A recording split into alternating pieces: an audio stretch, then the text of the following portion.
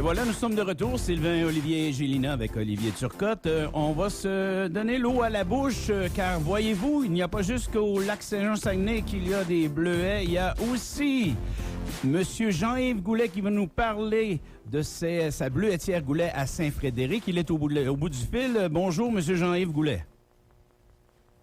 Oh, Bonjour, Monsieur Goulet. Je répète le bonjour. Oui, votre micro était pas ouvert. C'est moi qui m'ai trompé dans mes pitons, mais... c'est bien correct. C'est parce que tu m'as piqué dans ma fierté beauceronne. Je veux commencer, Monsieur Goulet, en vous parlant de la fierté du bleuet. Y aurait-tu moyen de faire une campagne de promotion de notre beau bleuet en Corin, Et voilà. Oui, c'est ça, c'est différent du lac Saint-Jean. J'ai entendu parler de... nous autres, le bleuet, c'est un arbre. Donc, c'est un arbre qui a 5-6 pieds de haut, puis qui pousse en grappe. C'est pas comme au lac Saint-Jean directement, qui est un petit arbuste à peu près d'un pied de terre, puis qu'il pousse à l'unité. Notre plus gros bleuet ici à Bleuetière, là, on couvre le 2 $. Fait que... c'est pas du tout la même variété, mais ils sont aussi bons qu'au lac Saint-Jean, peut-être meilleurs. Là, on a un très bon produit. Ils sont meilleurs, j'en suis persuadé. Alentour du bleuet, chaque année, il y a souvent des activités pour attirer la famille puis les intéresser. Est-ce qu'il y a l'autocueillette et quelques activités quelconques? Ouais, moi, ici, à la Bleuetière, c'est de l'autocueillette. On a un restaurant pour garder nos gens ici un petit peu plus longtemps. Service de bar laitier. On fait nos molles à base de bleuet. On fait nos sorbets, aux fraises au bleuet. Nos slushs sont faits directement ici. Fait que c'est tout à base de nos fruits ici directement. Puis, comme les fraises, moi, je les ai pas. C'est une fraisière ici du coin, là, Jardinier Huard, qui me fournit dans ce cas-là. Wow! Avez-vous avec vos bleuets, avez-vous l'expérience de longue date? Ce que je veux dire, c'est que, est-ce que c'est de père en fils que vous avez cette bleuetière-là? Moi, les premiers ont été plantés en 99 par mes parents. OK. Ces bleuets-là, au début, les agronomes nous disaient, Saint-Frédéric, c'est haut, c'est zoné très froid. C'est pas supposé de réussir. Hein. Mais je pense qu'on a relevé le défi. On a une très, très grosse production. Encore cette année, là, c'est beau à chaque année. Puis, on a au-dessus de 12 000 arbres. Ça fait que ça réussit pas si pire. C'est quoi la durée de vie moyenne de l'arbre de bleuet? Quand on a planté les premiers en 99, ils nous parlaient de 20 ans. Ça veut dire que là, ça fait 22 ans à peu près cette année. Puis les champs sont encore très beaux. Là, on en remplace un de temps en temps. Mais c'est pas... ils sont pas à bout d'âge quand même qu'ils ont 22 ans. Là. Cool. J'aurais une question, Jean-Yves, si tu me permets de t'appeler Jean-Yves, tu as l'air cool au bout. Puis cette question-là est cool aussi. Est-ce que vous avez une fabrication d'alcool de bleuet par hasard par chez vous? Ouais, on fait toutes nos... Premièrement, on transforme tout ce qu'on commence. Donc, le sirop d'érable, quand on rentre dans mon kiosque, la machine à faire bouillir est dans le kiosque à la vue. Puis après ça, aux côtés de ça, on a une alambic pour distiller nos alcools forts. Okay. Fait que on part toujours un jus de bleuet ou un jus d'érable, on le transforme jusqu'en vent, puis après ça, on décide qu'est-ce qu'on veut faire. Si on veut le garder en vent, donc le monter un petit peu moins haut en alcool, ou si on veut le rendre directement pour faire un alcool fort, qu'on embarque dans l'alambic, qu'on sort une alcool à 95 %. Ah, sérieux? Ça, on décide qu'est-ce qu'on veut faire. On veut-tu faire des gins? Moi, dans le cas d'ici, on fait du gin, on fait de la vodka. On fait des prêts à boire aussi. Un petit prêt à boire, là, on fait c'est entre le jus de bleuet puis le vin. Ça a 6 % d'alcool. C'est en canette. C'est pour le bateau, là, puis les terrasses, c'est idéal. Puis après, on a nos gin tonic aussi en canette. On est les seuls. On a entendu dire au Canada, à partir, disons au Québec, à partir un jus de bleuet avec notre bleuet, puis le rendre en canette prêt à boire. Mais c'est donc bien fou, ça.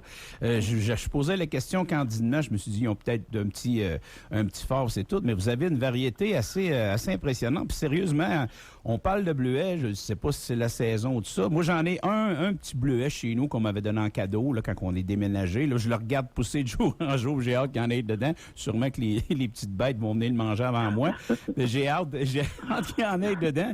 Mais c'est sûr et certain que on a toujours le fantasme puis la vue de la fameuse tarte au bleuet. Ça, c'est toujours, j'imagine, le standard. Pourquoi les gens vont cueillir le bleuet chez vous?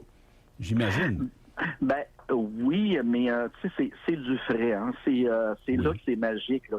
Tu cueilles, tu en manges en champ, c'est chaud, c'est même pas décrivable. Ah non, je le sais, c'est trop bon. Puis juste de voir, là, il faut que quand même qu'on achète du bleuet à mon kiosque directement à la ferme. Là. Moi, j'envoie le monde voir dans le champ comment c'est. C'est un arbre bleu, là. C'est quoi ça ressemble? Puis prenez-en quelques grappées, là. Tu prends ça à grappe comme du raisin. Là. C'est une grappe que tu ne t'alloges pas dans ta main. Là. Fait que c'est obligatoire d'aller voir en champ là, les différentes bleuetières. Là. C'est de toute beauté. Vous avez parlé tantôt de trouver des manières pour garder la clientèle chez vous plus longtemps. Puis je trouve dans une échelle plus large, ça vient rejoindre l'offre touristique qu'on est capable d'avoir dans une région industrielle, mais surtout agricole comme la nôtre. À quel point c'est important de diversifier, tu sais, parce que on a parlé de tout ce que vous offrez. Les sentiers de patinage en hiver, ça permet d'utiliser, j'imagine, une partie de vos terres pendant une saison qui n'est pas la plus active pour le bleuet. À quel point c'est important de se diversifier comme ça pour dynamiser notre offre puis élargir notre offre dans l'agrotourisme? Okay. Moi, la première affaire, en 2008, on n'a pas eu de saison du bleuet du tout parce que les bleuets avaient gelé. Puis tout le monde partait chez eux et ils disaient il n'y aura plus de récolte de bleuets, il ne fera plus d'auto-cueillette. Tu sais, c'est parti tout plein de rumeurs de cette année-là. Fait que suite à ça, j'ai bâti mon kiosque à la ferme. J'ai dit on va avoir un contact directement avec le client. Donc, on va savoir qu'est-ce qu'il veut, puis on va pouvoir y accorder qu'est-ce qu'il veut. Fait que ça, c'était la première étape. Après ça, on met des employés dans ce kiosque-là, le kiosque à la ferme, dans ces bâtisses-là, dans les serres, parce que j'ai des serres aussi. Mais comment on fait pour les garder à l'année? Fait que c'est de là que j'ai racheté une autre érablière. On en avait déjà une ici. J'ai acheté une autre érablière pour combler la saison du printemps. Et l'hiver, que c'était notre saison vraiment morte, j'ai décidé de partir des sentiers de patins. Donc, toute notre transformation de confiture, de petits pots, se fait l'hiver dans les périodes plus mortes. Et les sentiers de patins sont ouverts en même temps pour accueillir le tourisme. Le tourisme est très, très important. Mais le tourisme, c'est grand. Là, c'est même le tourisme local qu'on a besoin là, dans une entreprise comme ça. Puis la Beauce n'était pas connue comme une place touristique tant que ça. Mais là, on s'en vient avec une très belle offre dans la Beauce. Là. Ah, c'est merveilleux. On en parlait justement, qu'est-ce qu'on peut faire dans Beauce pour touristiquement parlant, si je peux m'exprimer là, mais c'est quand vous avez des places comme la vôtre avec vraiment, vous avez une offre très variée et ça part de l'érable au bleuet en passant par les produits de transformation, les gelées, j'imagine, toute l'équipe. L'hiver, c'est sûr et certain, on pensait pas bleuet l'hiver, mais si vous avez à tout adapter puis tout arranger, en tout cas, vous devez faire des heureux et des surpris beaucoup, en tout cas. Ben, chez nous, tu n'as pas le choix de penser bleuet à l'année parce qu'à l'année, dans le kiosque, c'est le bleuet qu'on transforme. Tu as toujours des pots de confiture en avant de toi, tu as toujours le vin de bleuet, tu as toujours le gin au bleuet. C'est la base de l'entreprise du départ. Après ça, c'est sûr que l'érable est une entreprise, on a 7500 entailles, donc c'est très important ici aussi.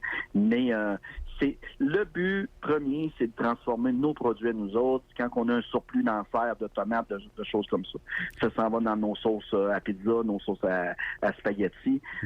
Le but, c'était de se transformer. En tout cas, c'est extraordinaire. C'est sûr et certain, vous allez nous voir arriver. À un moment donné, notre visite d'extérieur va venir ici, puis on va savoir quoi faire maintenant. C'est fantastique. Merci beaucoup, Jean-Yves Goulet. On pourrait répéter l'adresse à Saint-Frédéric, s'il vous plaît? C'est le 2041, route 112 à Saint-Frédéric, la bleuetière à Goulet. Parfait. Et, prenez pas de collation avant d'y aller. Maximisez votre faim, c'est mon conseil. On va le faire. Merci beaucoup, Jean-Yves. Merci. Bonne journée. Bonne journée.